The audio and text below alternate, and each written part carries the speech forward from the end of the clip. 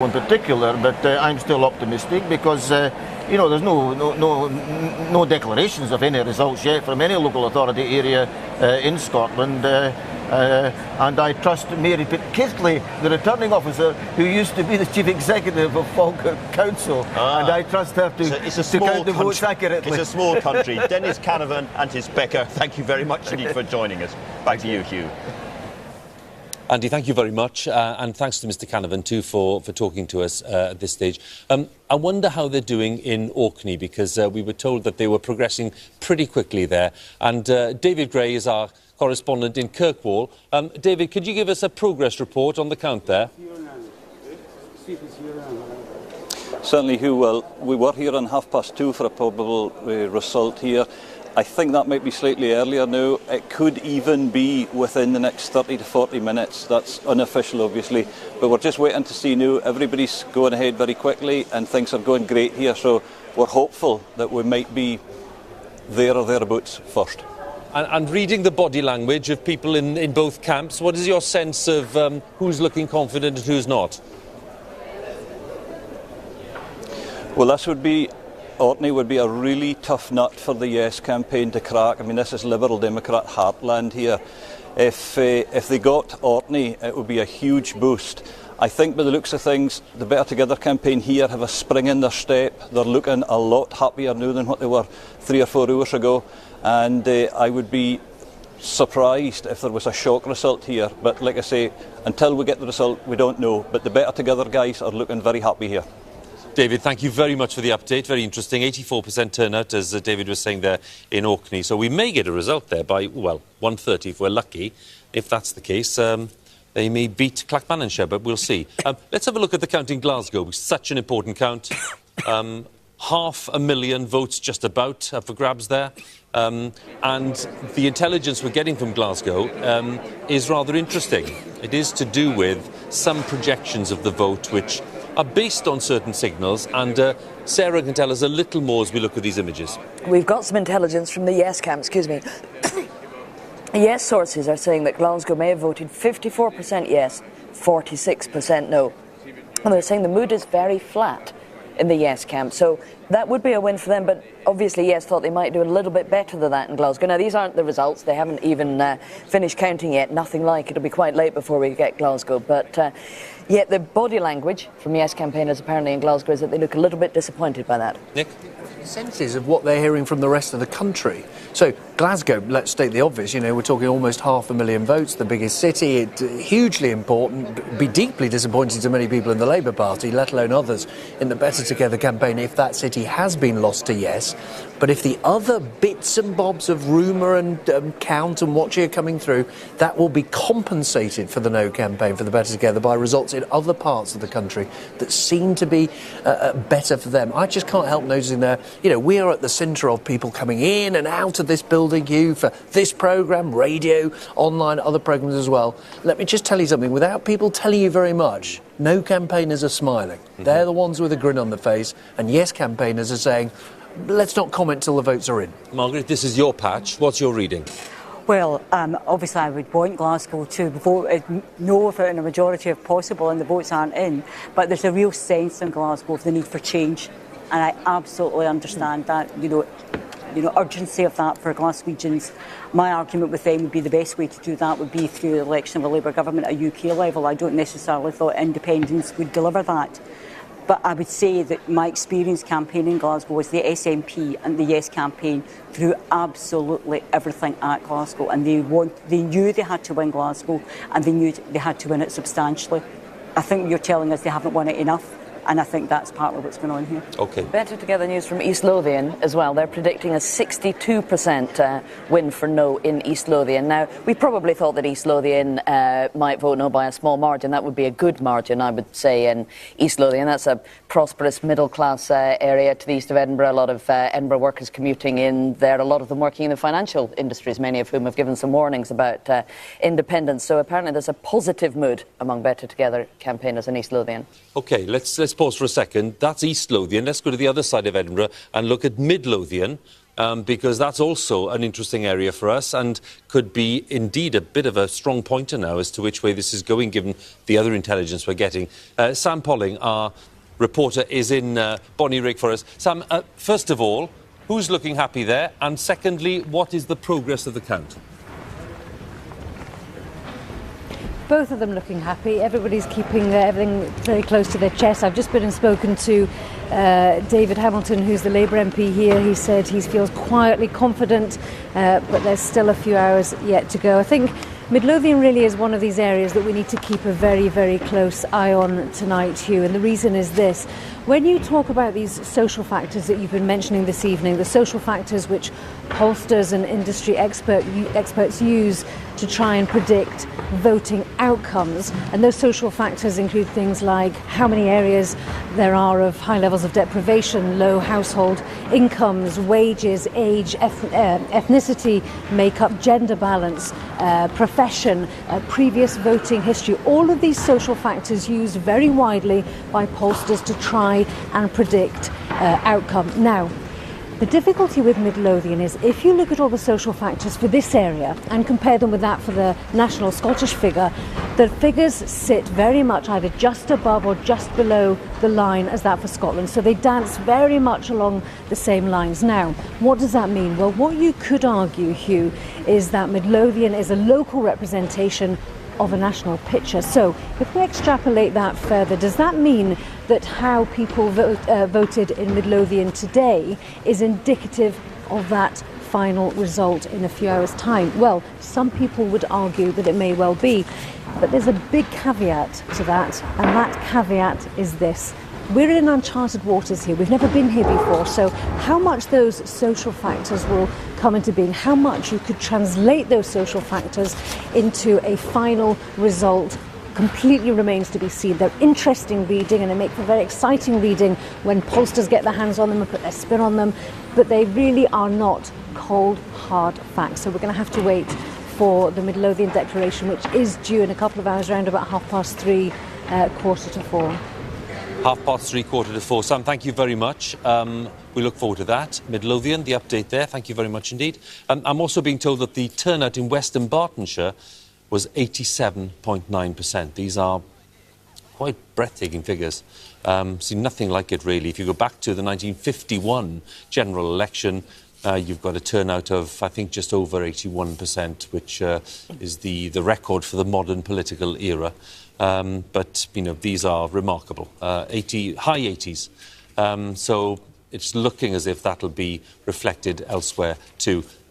My audience, our friends in the studio have been very patient. I'm going to come to Malcolm first of all. Malcolm MacDonald. Now then, Malcolm, where are you from? I'm from Glasgow. From Glasgow. And you voted? Yes. You voted yes. OK. For Margaret's sake, because she's here for the other side. In a sentence, why did you vote yes? I think it was very much a kind of shades of grey rather than a black and white decision. I probably started off very much in a federalist position, but found the No campaign just incredibly patronising. They were just trying to scare me. And I'd like to think I'm more intelligent than that. I'd like to think that you know, I can see through what was quite patronising at times. You know, flying the flag over Downing Street, oh, that's going to change my vote. It's not. And the No campaign was full of that sort of thing, and the Yes campaign offered hope, it offered change, and it offered, I think, the better chance to create the society that I would want to create and that I would want to live in.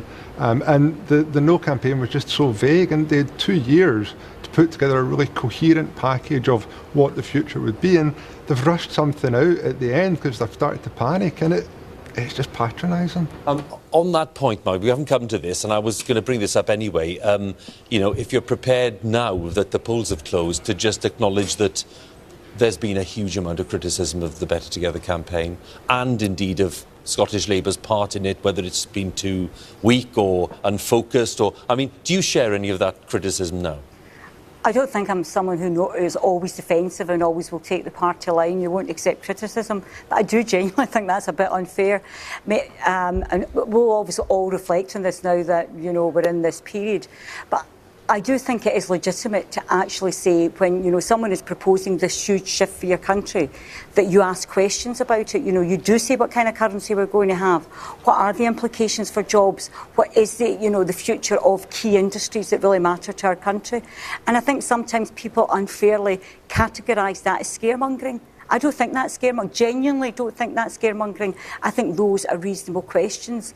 And sometimes, you know, when you're doing that, you may perhaps sound negative. Perhaps we should have maybe embraced it in a more positive way. But I think those are reasonable and fundamental questions to ask.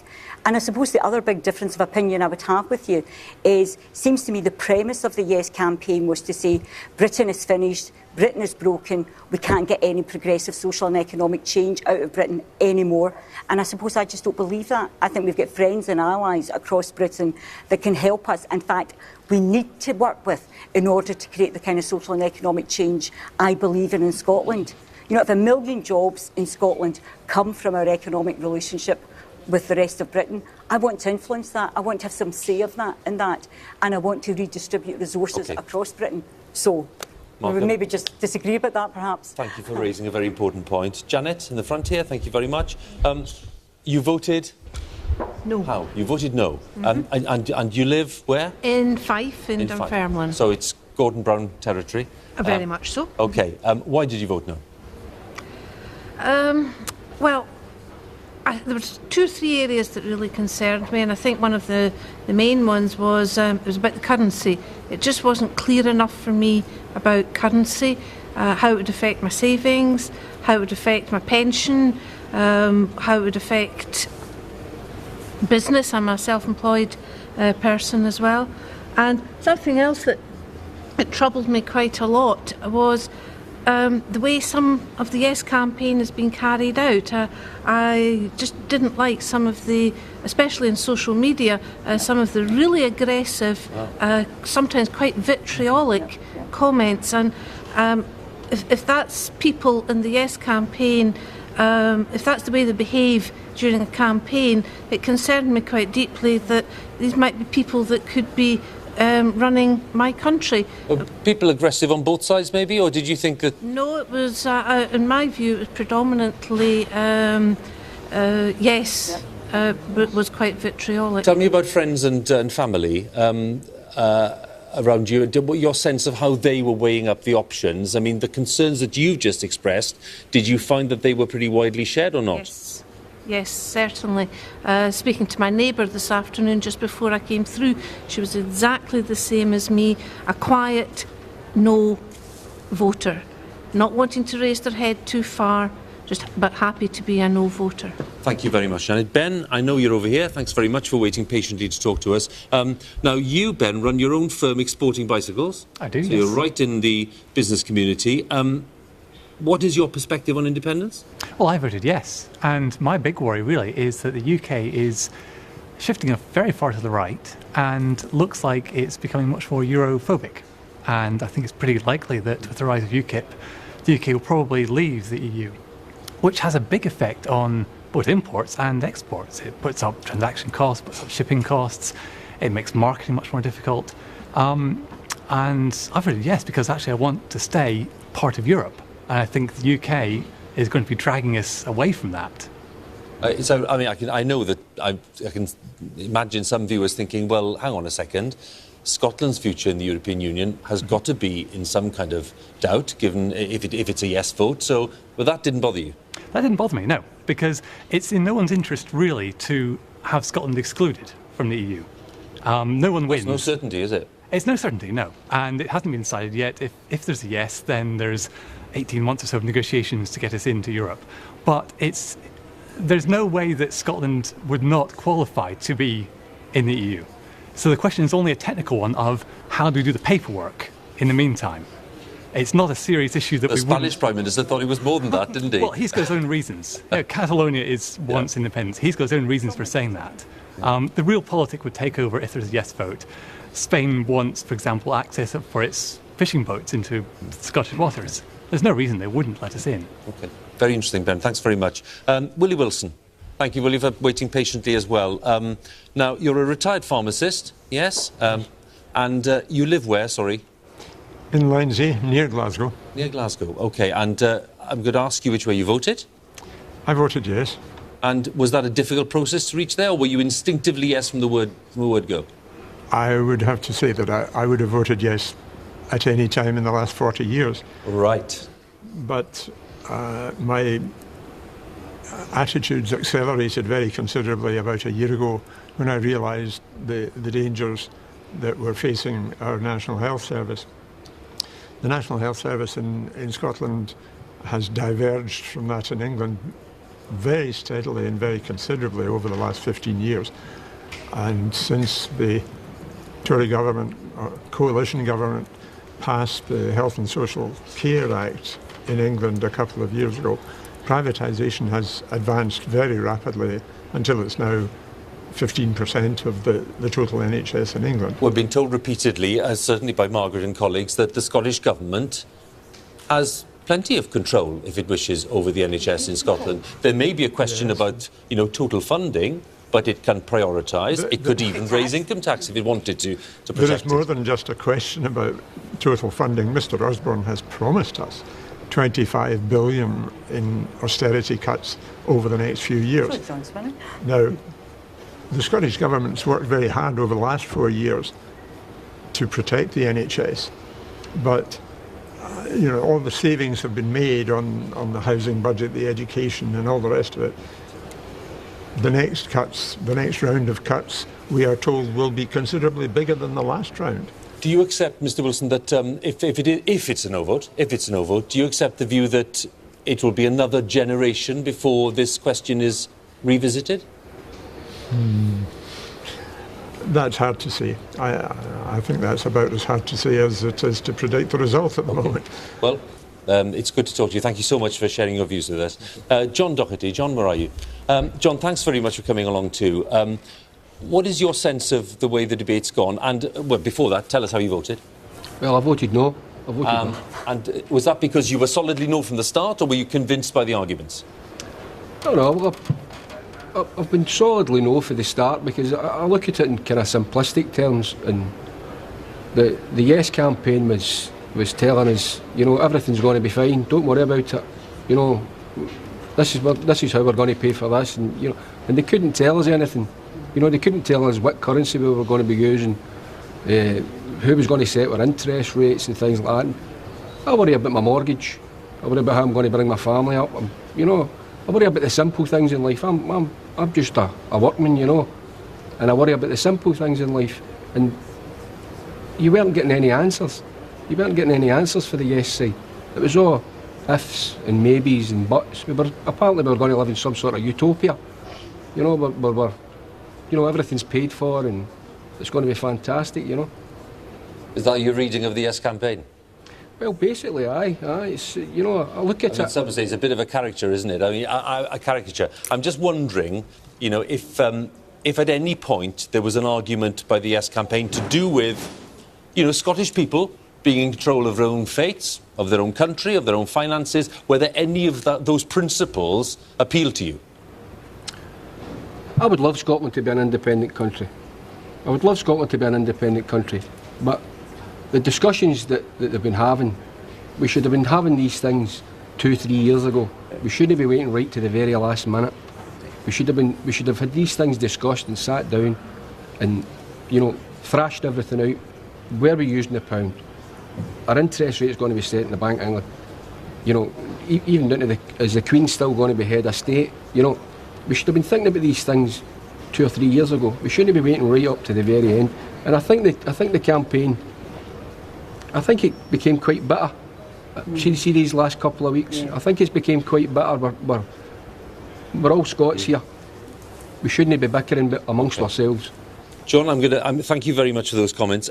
Jackie, if I interrupt you, Jackie, we may have a result from Clackmannanshire, so I'm not going to be rude if I'm interrupting as we go through. So, Jackie Stockdale, I'm just wondering whether at this point you can tell us how you voted. I voted yes. And you're from Glasgow, aren't you? Yeah, Which region of Glasgow? Gorbals. What was your sense of the campaign? And did you start with an open mind? Or were you instinctively knowing that you were yes from the start?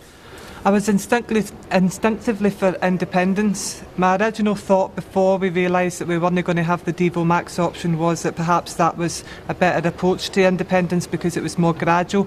But given a choice between the two, I was going to go for independence. Okay. So that's basically from the start. Do you agree with the view that the campaign got a bit nasty at times? And if you do, whose fault was that? Well, to be honest with you, in a situation like this, it is really, really difficult to quantify exactly who was the worst because everybody's experiences were the same. As strongly as this lady in front of me's experiences were that the Yes campaign were aggressive, my experience of the Yes campaign that it was not aggressive. And me and my friends, for instance, last Saturday, went up to, travelled up Sauchiehall Street on a rickshaw. My kids were getting lifted on and lifted off and we were all taking it in turns and we were all singing, "We still love you even if you're no." We were shaking hands with no supporters. Just last night, the guy on the bike, the wonderful guy from the No campaign who raises loads of money for York Hill Hospital, we were trying to get our photographs taken with him. So from my experience, it hasn't been negative at all. But at the end of the day, politics is like that. People will you will have those pockets on either side, and to try and quantify it and accuse one side of being more aggressive than the other simply isn't fair on either side. Do you think there's some basis for the fear that, some people will be very disappointed with the outcome, whichever side it is? And that could raise questions about how people get on in future. Do you think those fears are misplaced? Well, there is division in politics, that's a reality, and people are getting introduced to politics now, and unfortunately that is the reality of politics, is that people divided, but then something else happens and you move on at the end of the day. So I think to try and inflate that into something that it isn't, largely through the media. I mean, I saw something in the Daily Mail saying something about they were having to hire extra police to man the polling stations, for goodness sake. I mean, that's ridiculous. What an impression that there must be of us down south if that's what people are thinking. It was nothing like that, really. I mean... it's good to end on a positive note and say, no, it's been nothing like that. It's been exemplary. All very well organised. Can I thank you all very much? I mean, you've done a long shift for us now. It's 1:20, so I'm really grateful. And I think if we let you go, there may be something a little stronger than a herbal tea waiting for you. So thank you very much, and we hope that whatever your view, you're content with the result. Thanks for joining us. It's very good to see you. Margaret, interesting, isn't it? Again, just, from all of them, a sense of real engagement and, again, a very sophisticated take on politics, because it's a great thing to see. Yes, indeed, and I was so tempted to answer back on some of these issues, and I thought, no, the campaign's over. You voted, I could maybe relax a bit. And still very serious issues here. I mean, I would disagree with some of it, obviously. I would say there is one thing, absolutely, I think we've got a very clear argument, the last lady who spoke, but there is a sense that people feel we are a divided country. And we all have to work very, very hard, I think, to pull things together. I mean, that came up on the doorsteps a lot. And I think we're going to have to find our common ground. We're going to have to reach out to those of us who voted differently. And I think, the political class need to show some leadership. I think once Scotland has decided, whatever it's decided, we respect that decision. And we're going to make our country a better place. Because it's action, not... We've had a long conversation about this. We've made a decision, now we start having to do some things to actually make our country a better place, I think. Margaret, thank you. Let's have a look at Clackmannanshire, because I'm hoping that they'll be with us quite soon. What's the time? 1:20. Well, yeah, we might be in luck. And Sarah, just again, Clackmannanshire, just set it in context for us. What will be significant there?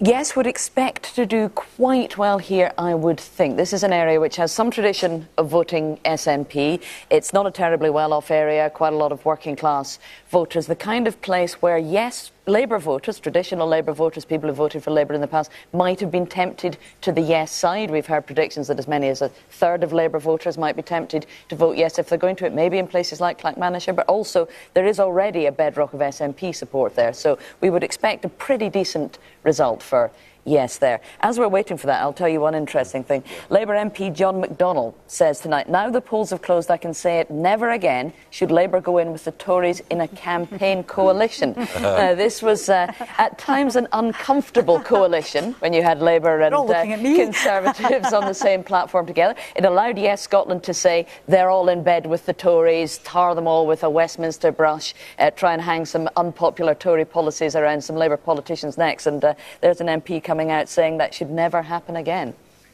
Well, I'm bound to ask you. No, I mean, I think that misunderstands what exactly was happening in Scotland. For every time someone said to me, why are you campaigning alongside the Tories? I often said, and I would have said to Patrick Harvie, were he still here, why are you campaigning alongside Brian Souter, who is notorious in Scotland for launching campaigns against gay rights progressing. It's not quite as notorious as David Cameron and George Osborne in Scotland, I don't know about that. Genuinely. I think Brian Souter is quite a controversial character in Scotland. And I think it's the logic of constitutional politics. That's where with such a binary choice, you have a coalition, and a very broad coalition on one side and a very broad coalition on the other. But Margaret, and that's the logic. What it allowed your opponents to do in the Yes campaign is say, here is the political establishment. They even invented, in effect, the phrase Westminster politics. Yeah. You know, in other words, these people were representatives of a foreign place, Westminster. Instead of saying they were UK politicians or indeed representatives of the party, which historically has been so powerful in Scotland, the Labour Party, they were dismissed as, I heard them called the Three Amigos, the Three Old Etonians, as if all these three leaders of the Tory, Labour and Liberal Democrat parties were somehow identical. And that must have been hugely damaging for you. No, I think they tried to do that. I don't know if it always succeeded at all. Maybe it did succeed. Did you look at the opinion poll trust ratings comparing David Cameron and Ed Miliband? No, I haven't seen that particular. Now, you might think in Scotland, let's remember, we're talking about in Scotland, you would think that the leader of the UK Labour Party would have rather higher trust ratings than the leader of the UK Conservative Party. Not the case. In two opinion polls in this election, we saw 21% in a YouGov, 22.3% I think There's it was. an issue there, there's an issue there, isn't it? I'll answer, and I think the challenge to you directly would be, if we vote no tonight and we're in a 2015 general election, I think you'll find a lot more support for UK leadership and a UK party getting into government, Labour government getting into power, than any Tory government. I think the Yes campaign worked very hard to try and pretend Labour and the Tories were the same. In fact, some people, and I think maybe some of your people here, one of the big reasons they said to us was, we want Labour back in power. I'm tempted to vote yes because I want Labour back in power in Scotland. It wasn't necessarily an anti-Labour thing, and I don't think that always worked the way people were Thanks very much. I'm just going to talk about one turnout that's come in. There it is on the screen. I think this is interesting, Sarah. Dundee, where the SNP is very strong, very big hopes there of an extremely strong performance by the Yes campaign, 79%. Now, of course, if this was a normal election night, 79% would be remarkable. But in the context of this remarkable referendum, that's much lower. In fact, I think it's 10% lower than Clackmannanshire. Alex Salmond described Dundee as Scotland's yes city. He was convinced that that was going to be the city that decisively voted yes in this referendum. Now, of course, that turnout doesn't tell us that Dundee isn't going to vote yes, but it does suggest that that huge enthusiasm that there was to get registered and to turn out to the polls, which we assumed was coming from yes supporters, that the reason that people were making such an effort to get out was because they were determined to vote yes. We may have been wrong about that. The quiet no's, as one of the audience described them earlier, may have been turning out in greater force in some parts of the country and fewer yes supporters in Dundee. Let's pause. Let's go to Clackmannanshire. Ladies and gentlemen, can I have your attention, please? We're now ready to declare the statement of local totals for Clackmannanshire. I, Elaine McPherson, Counting Officer appointed for the Clackmannanshire Council local government area at the Scottish Independence Referendum held on 18 September 2014, hereby certify and declare 1. The total number of ballot papers counted in the referendum in the Clackmannanshire Council area is 35,410. The turnout is 88.6%. The total number of votes cast in relation to each answer to the referendum question in this area is as follows. Yes, 16,350. No, 19,000. 19,036. Rejected papers 24. The reasons for rejection are as follows: want of an official mark 0, voting in favour of both answers 7, writing or mark by which voters could be identified. Our first result in at 27 minutes past 1 in the morning in this Scottish independence referendum, and it is the smallest local authority, it's Clackmannanshire, voting no. And there it is for you. 19,000 votes for the no campaign, 16,350 for the yes campaign. A huge turnout of 89% in Clackmannanshire. Let's have a look at the percentage of the vote, just to underline the margin. 54% voting no, 46% voting yes, a 12% margin, very healthy 12% margin for the no campaign in our first result from Clackmannanshire. And Sarah, what do we make of that? That's a bit of a surprise, I would say. I would say no campaigners will be very cheered by that. Predictions were that Clackmannanshire was probably more likely to be a yes. It's an area which does have a tradition of some SNP support. It has a large number of people who might feel rather disenfranchised, that they've been shortchanged by Westminster governments, that they would have every reason to vote for substantial change, but they haven't. Clackmannanshire has voted to stay part of the Union, and I think that will give a lot of cheer to no campaigners. I think it will give a lot of cheer, because look what happened at the Better Together headquarters when they heard that.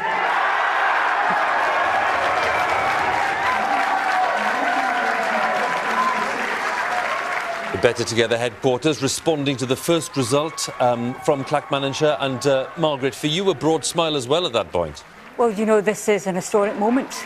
It's a seminal moment for Scotland. This is the first declaration, you know, and it is quite an emotional moment, I think, for us, because we are beginning to decide on this great, you know, event in our history. And I am pleased with this. This is an important result. I think that Yes campaign should have expected to do better than that, and I do think the No campaign has done it unexpectedly well, because I do think the arguments we're getting across. It's one result. There are 31 to go. And I'm just going to say we're going to be cautious, as we always are.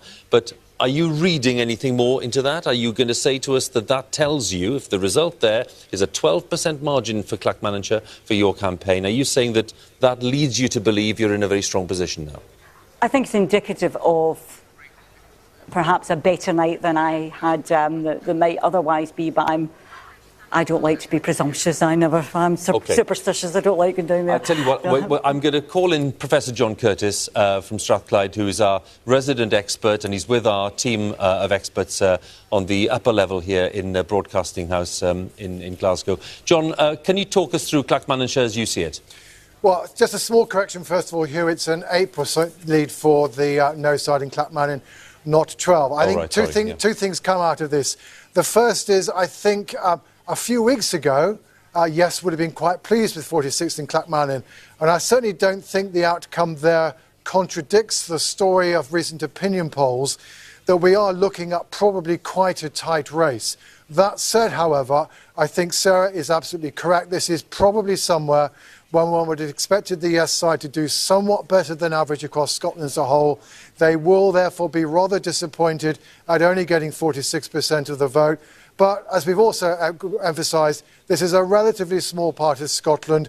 It's not at the end of the day going to weigh a great deal in the overall result. And if indeed this result were to be counterbalanced by better results for Yes in larger authorities, we might not be putting quite so much weight on Clackmannan as we are inevitably we are doing so at the moment. We heard earlier some very confident noises from Glasgow from Better Together, John. Do they tally with what you may have been hearing?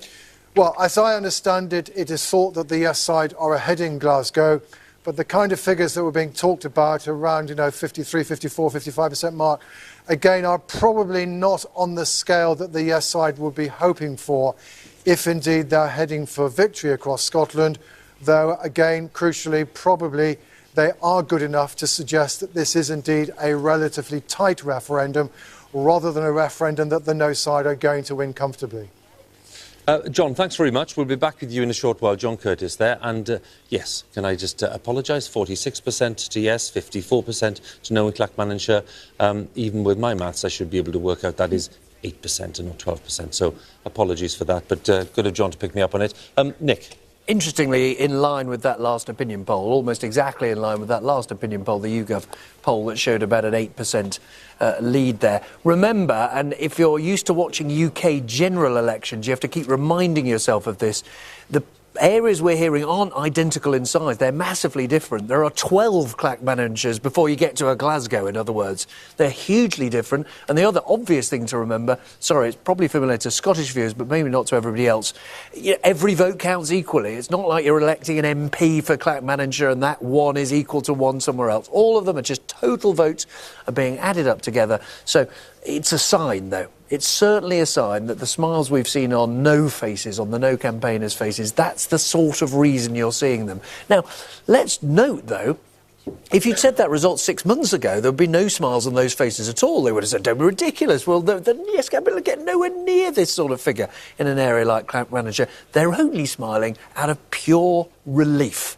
Because about a week or 10 days ago, they briefly thought, my God, we're going to lose. Something that almost nobody on the no-cat side had thought 6 months, 12 months, 18 months, 24 months ago.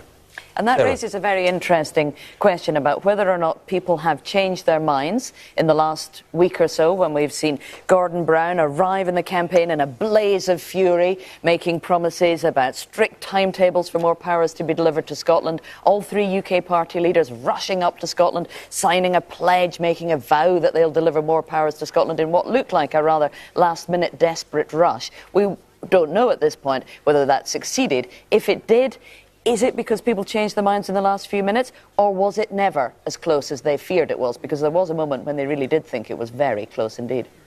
Leslie Riddick is with us, the broadcaster and journalist. Good to have you with us, Leslie. Thanks for coming in. Your reading so far? Well, this is impossible, and everyone will keep saying that. I mean, it's a tiny group that we've heard from Clackmannanshire. It's hard to know because we haven't had a referendum before for a very long time, where you would expect loyalties to lie. And I think it's absolutely true that people have been shuffling backwards and forwards between yes and no to a kind of, you might think, baffling degree if you thought that voters tended to normally be herdable. You know, people in the past, you would expect in classic elections, you would expect people to roughly cohere to what they previously tended to vote. But actually, my experience, I don't know if Margaret's found the same, is that people have really been kind of going across all sorts of lines. So it's very hard to know. I mean, I've spent the day in a shop, a Yes shop in Edinburgh, and the place was constantly humming, constantly busy. But then the Yes side's been much more voluble, much more out there, much more persuasive, because it's had to be, and that absolutely doesn't necessarily add up to an advantage at the polls. I know Clackmannanshire is, relatively small, and I know that, we should be very careful about drawing lots of lessons. But would you have expected the Yes campaign to have won there? Or, I mean, what is your sense of that result? And does it allow us to say anything? Well, it may be worth saying, although it sounds probably a bit petty tonight, that I'm actually not within the sort of political firmament of all of this. And actually, that's a very important part of the Yes campaign, because it became a movement somewhere along the line, and it's larger now than just the SNP or so on. Understood. So actually, most of us don't really have that analysis of thinking Clackmannanshire was meant to go that way. And whilst a lot of people around the BBC here tonight are sitting looking at all their mobile phones with the incoming messages from perhaps 1% here, 1% everywhere else, most, if pardon me, normal people who've been involved in this are just... It's all right, Margaret, you're normal too, but you know what I mean? Most punters who just come into this for the first time, really, are looking at it in a more holistic way than that, and will just be sensing the vibe that they've had for the last few days. Yes, Nick, sorry. Peter Johnson, who's the leader of the SNP on West Lothian Council, has just accepted that they have lost the vote there, so that No will win West Lothian. That's according to him. We haven't got the numbers in yet, but he's conceding defeat and describing it as disappointing. Again, Leslie, on that, I mean, I'm just, you've made the point about your place in the firmament, but would those be unduly disappointing outcomes at this point? Well, I think probably West Lothian is disappointing because Fiona Hislop, who's the Culture Secretary, that is her She was there earlier, yeah. So I'd imagine she would have hoped that that was going to go the different way, yes. Margaret, your thoughts? West Lothian, let's not forget, birthplace of Alex Salmond, in Linlithgow, birthplace of Mary, Queen of Scots. Yeah. Scotty from Star Trek is from Linlithgow as well, but West Lothian... It's Tam Diel's territory. Very knowledgeable. Yeah. I mean, that's a strong SNP area. If they've lost that, they would be very disappointed. Yeah. I take Leslie's point about she's not a political pundit or, doesn't quite see it as a party person the way I would. But there are trends, I think, beginning to be seen here. And in a sense, as we see some of the arguments about how the polls have shifted in the last few days, and I do think we are beginning to see something of West Lothian now, as is indicating the way that you are. Because I would have thought the SNP stroke Yes campaign would need to make those kind of gains if they were to win this. But again, I'm not presumptuous, and who knows, other parts of the country could be very, very different, because you're right, it's, areas vote differently. It's not like a general election. And if it is moving in that direction, do you think the tide has turned in the last few days? Did Better Together finally get their message through when they changed tack and got Gordon Brown and the promises of more devolution to the fore, or was there a quiet no all along? Well, I think Gordon Brown's been around the campaign a bit longer than you've implied. I do think he's had an impact. He made speeches beforehand, but he has been front and centre of the campaign for the last fortnight in a way he certainly had not been in the months previous. Well, it changed, didn't it? Maybe I felt it was there, but I take that point. And he had a remarkable impact on the campaign. I heard his speech at the last rally, and as I said to some of the younger people there, that's a speech you will quote. You will say you were at this rally to hear that speech. Let's pause for a second, Margaret. Can we have a look to see what's going on in Orkney? Because just want to peep at the images there. Well, there's no one on stage, so I am told, however, that Orkney is, well, in that famous word on election night, imminent, or at least expected shortly. So if we get something from Orkney, we'll be back right away. But let's talk a little more about the Clackmannanshire result. And we're going to join Andrew Marr, who is at Ingleston. And Andrew, tell us a little more about the impact of that Clackmannanshire verdict. Andrew? Well, Hugh, you said Clackmannanshire was it's not small, it's tiny. However, I think we are now beginning to see the narrative of the evening unfold, because Clackmannanshire is somewhere the Yes campaign really ought to have won, given its SNP background, given its relative deprivation, given its history. I would have expected Clackmannan to vote yes, and it hasn't. I think that's very important. I think what Nick was saying as well about the central belt of Scotland is very important. These are areas where Labour recently has become used to the SNP stealing the dinner off their table. It doesn't seem to be going that way. But I'd like to take issue with one point that's been raised. I'm not sure, with the greatest of respect to Gordon Brown, that it's all about Gordon Brown in the final days. I think this has been very much dominated by that YouGov poll in the Sunday Times, which sent shockwaves across the unionist community in Scotland, absolutely horrified people, electrified lots of people into voting, and I think some of these high turnouts are actually unionists turning out. We've always assumed that a high turnout would be good for the yes vote, but beyond a certain level it may well be very good for the no vote. I think that's what's beginning to happen in Scotland tonight. Yeah. I mean, it is there's an old saying in journalism that the most interesting poll is usually the wrongest poll, because it's the one that's out of line with others. That poll that showed yes ahead, bear in mind there was one poll in the entirety of 2 years of campaigning showed yes ahead, could have been just wrong. It might not be that anything changed, it might just have been wrong. But it certainly was not helpful to the Yes campaign. They needed it to creep up on possible people. What they didn't need is a mighty great shockwave which went out not just over this country but the whole of the United Kingdom. Of course, leaders came up from London, campaigners got their act together. There was that attempt then to have a timetable on what was said about the alternative offer that would be made in the event of a no vote in terms of extra powers to the Scottish Parliament. All because of that no. All because of that poll, okay. I'm sorry. So on the outcome so far, just to unpick a little more of those figures, let's join Jeremy Vine again. OK, Hugh, let's take a look at our scoreboard then and just see the one result we've got so far, which is Clackmannanshire, which you've been talking about. No vote, 54%. So just come over here with me and we'll have a look at the map and just work out exactly where Clackmannanshire is on the map of Scotland. If you can't place it for any reason, let's just as you can see, just flashing there in the red just above Edinburgh. Come this way and we will have a look at some of the information about Clackmannanshire, starting with the actual result. And as you can see, as Andrew Marr was saying, not small but tiny council, 19,000 no's there, and the yes is behind with 16,300 odd votes. So a victory for the no's in Clackmannanshire. To what extent was that a surprise or out of line? Leslie was saying in the studio, well, it's very difficult to parse all of these different factors, but let's just have a look at Clackmannanshire here and see where it is in the 2014 European elections. So here we have 2014 European election results. You can see that the SNP in Clackmannanshire was the largest party in that result. And I'll show you here the figures that we had just earlier this year. So you can see how the parties were arranged in the 2014 local elections. SNP percentage there, you can see 33%.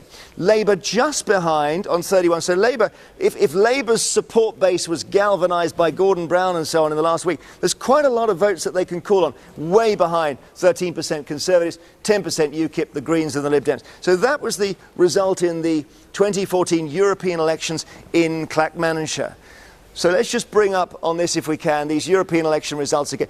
We were thinking, weren't we, that the councils coloured yellow in early 2014 in those European elections, maybe they were most inclined to go yes to independence, but they haven't. This Clackmannanshire hasn't, so far as we can see at this stage. Councils now by social grade. Take a look at this. We showed you this earlier. This was another indicator because of the correlation between poorer voters and people voting yes. The thought that if you've got more manual workers, if you've got more people on benefits, you have more yes votes. Here we have. These are the ones with most D's and E's. Inverclyde, North Ayrshire, West Dunbartonshire, Glasgow and Clackmannanshire there. So again, on that register of poorer voters, you would expect to see Clackmannanshire voting yes, but it hasn't done.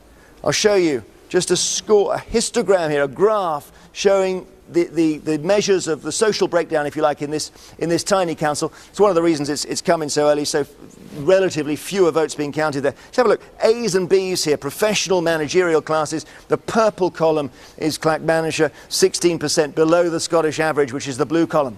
Then you go to C1s and C2s, and this is maybe middle management or working class, middle class people, more so in the middle area socially, still lagging behind the rest of Scotland. And then you see here in the D's and E's that we're talking about, poorer voters, Clackmannanshire 32%, a little way ahead of the Scottish average. Just to illustrate the fact that yes, there are poorer voters in this in Clackmannanshire, and it has gone no, and that's rather against what we thought we would see, which was a correlation between lower social economic groups and a yes vote. Hugh, back to you. Jeremy, thank you very much. Some incredible turnout figures, let me tell you. Stirling, 90%. Never seen anything like it. East Renfrewshire, I think, is actually even higher. Is it 90.5%? So Stirling at 90.1 and East Renfrewshire at 90.5. So they're the highest we've seen so far, but they are remarkable figures there, aren't they? And again, it's interesting to pick up from Andrew Marr's point earlier, and Nick can come in on this too, that what this remarkable turnout might reflect is something that possibly some of the pollsters hadn't factored in either. Who's actually part of this big turnout? It's people who are voting possibly for the Union. Oh yeah, the Better Together campaign got a huge jolt, but so did all kinds of no voters. And you overheard conversations all over the country after that poll came out. People saying, where do I get a poster? What do I do? How do I join in? People's Facebook and social media activity. What a real jolt of electricity went through no supporters when they got that poll. And you could see the Yes campaign were very uncomfortable about it. They liked being the underdogs. They liked the idea that they were the ones who had to push to get their vote out, that they were struggling against the establishment to make some kind of revolutionary change happen. They were very uncomfortable for that brief moment when it looked like they were in the ascendancy. It's interesting in the pattern, it may be that John Curtis can tell us more about this, but in the pattern of turnout, it isn't consistently high in yes areas or low in yes areas. So Dundee, you were mentioning earlier, Hugh, surprisingly, I mean low, high in normal terms, yeah, but lower than the other. But there are a whole series of other yes areas, in the sense of places expected to be yes, have very high turnouts, higher than some of the no expected areas. So at the moment, there isn't a consistent pattern, I think, that would allow us to simply read into the idea that the extra turnout is all no voters. Yeah. Leslie, your thoughts on that? Well, I mean, I hear the narrative and yet I hear something missing from it because as far as I'm concerned, the last 2 weeks after that 51% poll produced the most extraordinary series of threats and kind of shaking the world type pronouncements. We had everything here from banks moving to jobs going to food prices rising. The Loch Ness Monster was reported to have been seen south of the border. You know, you'd need to have been a pretty calm person not to have been rattled by that. And whilst I hear everything you're saying, the movements of Gordon Brown and the kind of potential ricochet from that, the galvanising of the vote and so on, it was certainly the case that people suddenly felt quite threatened, actually, by the British establishment. And that is quite a scary thing to behold in the way that we did in those 2 weeks. But we were never absolutely sure what effect that was going to have because there was such a huge movement, so many big businesses and banks coming out. So doom-laden were the threats, and Alex Salmond said they're not only throwing the kitchen sink, they're throwing most of the living room at us. You did wonder if Scots actually were going to step back and say, hang on, if you're all telling us that we can't do this, we might just go ahead and do it to prove you wrong. This is again what the difficulty was. You're all saying this. There was one supermarket. It turned into supermarkets plural. You could have talked to Morrison's, who thought food prices would go down. There were 5 big banks who came out and said that they would move their headquarters. But what I'm trying to do is just have some accuracy in the numbers, because it started to get swept up into everybody's going to be out of here, there's going to be no jobs left, and that was never what was the truth in that 2 weeks. But it was easily made to sound it. Margaret? Well, I don't agree with that because, first of all, I think the Yes campaign moved to dismiss those voices so swiftly as if they just lumped them into the scaremongering kind of politically motivated voices trying to shift the vote. And I don't think it was as simple as that. These were serious economic voices telling truths to people. And I think the fact the Yes campaign couldn't answer any of that was very serious. I mean, I was in my constituency in the East End of Glasgow, and I had people say to me, oh, and it was about the share price falling. That Friday the share price fell in terms of the YouGov poll, and people were saying, that's worrying. Something's happening here. And it's not just a political campaign. It is how the market's responding. The pound fell. People did feel the financial implications of voting for independence were very, very serious in their lives. And I think the failure of the Yes campaign, if it is to be that, let's not be, again, presumptuous, if it is to be that, they never came to terms with the fact they didn't have the economic plan, and that worked for people. And I think that's partly what galvanised the no vote in light of that, because people were saying that, our jobs, our futures could be in jeopardy because that was fundamentally not addressed by the Yes campaign. They were, as Gordon Brown said, taking us into an economic minefield with an economic trapdoor. And that's not what people like. That's not what people like. But at least, actually, the yes side of it, the SNP at least, have a plan. I mean, I would have thought at least part of the market jitter was because we know the UK government has done no contingency planning whatsoever. And the minute we got a 51% vote, it was obvious that there could well be an independent Scotland. For the first time, everyone woke up to that. Now, then you woke up to the fact that the UK government hadn't prepared for it. Would have no pre-negotiations involved in it. And so suddenly you had a pretty sticky mess looming. And I would suggest that's at least as much as what the mechanics of what was happening. Let's pause there. Margaret, you may be leaving us, so can I just say, if you do, we thank you for coming along. It's been nice to have you with us. Leslie's staying with us. We're going straight to Westminster. Let's join Andrew Neil again. Hugh, thanks for that. We see the Glasgow turnout 75%, which is lower than the average as well. I've got Polly Toynbee and Danny Finkelstein with me. Danny, if it is a no vote, Mr Miliband and Mr Cameron have got to deliver on their promise of more home rule for Scotland, but Mr Cameron has to deal with a lot of backbenchers and even cabinet ministers who are unhappy if he does that in isolation. He's got to say something for England as well. Actually, what does he tell them? Well, actually, I think there are fundamental policy problems, but I don't think there's a political problem on the English powers. So the policy problem is not the English Parliament or English MPs for English laws. It's the question of who the executive is, who actually... You mean who the English executive is? Yes, who the English executive is, and that's a serious policy problem. The political problem, I think, will turn out to be more the money. In other words, I think the Conservative Party will probably cohere around English votes for English laws. David Cameron will probably offer them that. Don't think he'll have a problem with doing that. But English votes for English laws is not an English executive. No, that's exactly what I'm saying. So they will. he will have a policy problem as to once he's created the idea of English votes for English laws, there is a policy problem for everybody, and obviously as Prime Minister it'll be most serious for him, as to who takes the executive office in England. And he'll have to sort that out. Is this what we're talking about now? Are we effectively talking about a separate government for England? Well, if you have English votes for English laws, it creates an interesting policy problem. Yeah. If there's a Labour government in the United Kingdom, but an English majority in England, who runs the NHS in England? Where does this live? If who speaks for England is now becoming the issue south of the border, where does this leave Mr Miliband and the Labour Party? Well, first of all, if it's no, an incredible sense of relief. It makes all the difference to Labour. It really matters, much more than it matters to Conservatives. Half the Conservative Party would have been quite pleased to have got rid of all of those Labour MPs. It makes it far more likely that Labour can win the next election and subsequent elections.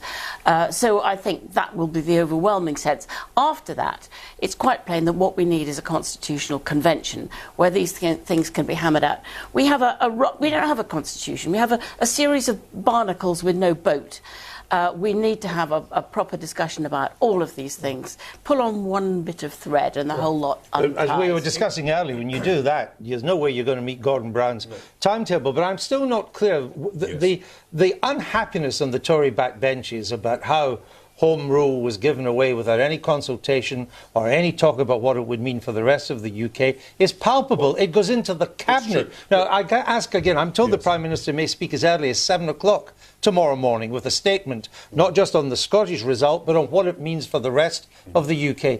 What does he have to say to keep his backbenchers online? Well, I think I don't think he's going to have a problem aligning himself with the backbenchers on English votes for English laws, because he will believe that himself, and I'm sure that's what he will say. And so, they're also, but hold on, they're also cross about the Barnett formula, because a number of Conservatives have said, well, we don't mind Scotland getting these extra tax powers, that's fine if that's what they want, and also it will mean the end of the Barnett formula. Mr Cameron, through Mr Brown, has promised them extra tax powers and the Barnett formula. Okay, I think the extra tax powers was something that the Conservative Party and in fact the whole Better Together campaign has been talking about for months. But you're quite correct in saying the two things where the No camp was accused of panicking, which were the Barnett formula, or better put, the Scottish financial settlement, and the question of the timetable. Both of those are very tricky problems. So he has problems with his absolutely. backbenchers. No, on those questions. But I think these are the questions. No, but they're not, because there are three questions. The other question is the question of fundamental powers. I think he's got less problem on that front. There are tricky policy issues there, but less problem George Osborne has a real problem. If the Barnett formula, which gives the Scots 19% more per capita, that really, we've already heard this evening, the Welsh are going to be complaining, the English are going to be complaining. North of England doesn't like it. But north of England. But above all, what's happened is we've broken the bounds of Osborne's austerity. If Scotland are allowed to break the bounds with their own tax, their own spending, everybody else is going to say, well, does that mean we have to have less because we've got to stay within this tight straitjacket that George Osborne has laid out? If that's the case, that's just not going to be acceptable. English votes for English laws is going to be a fundamental political problem for the Labour Party. How are they going to win the majorities in England to govern England? So, and the question of austerity is a question about borrowing powers, which almost certainly will stay with the United Kingdom. How does Labour answer that? If you can only get your English manifesto through on English votes, that's a real problem for a potential Miliband government, which could be in power because of Scottish votes. Virtually every previous time that Labour has won an election, it has won in England as well. So we don't know that that's going to happen. England and Wales.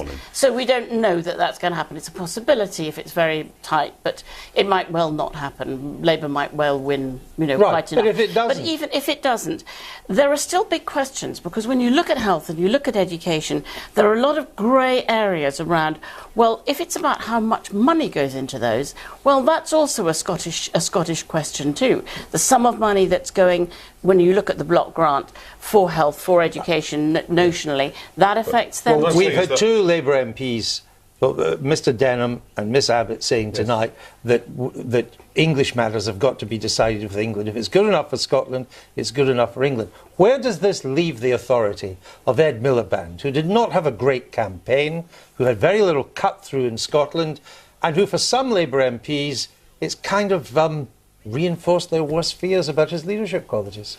I think it leaves him in a much stronger position, because the fear was that all of these Labour votes were going to go for yes, and in fact, if Better Together, it's still a very... It's Gordon Brown that did it, not Ed Miliband. Not necessarily. There's no evidence for that, whatever. I mean, I think he was part of it. I think the idea that there is a social democratic across-the-border togetherness was quite a strong part of it too. Very strong anti-Tory. The implication of no English votes for English laws are far more fundamental for the Labour Party. That's just maths. Back to Scotland decides. Andrew, thank you very much, and thanks to the guests too. OK, where are we? Let's have a tally, because the tally really involves just one result, actually. We have one result in so far, and here we are at the headquarters of BBC Scotland in Glasgow, Pacific Quay.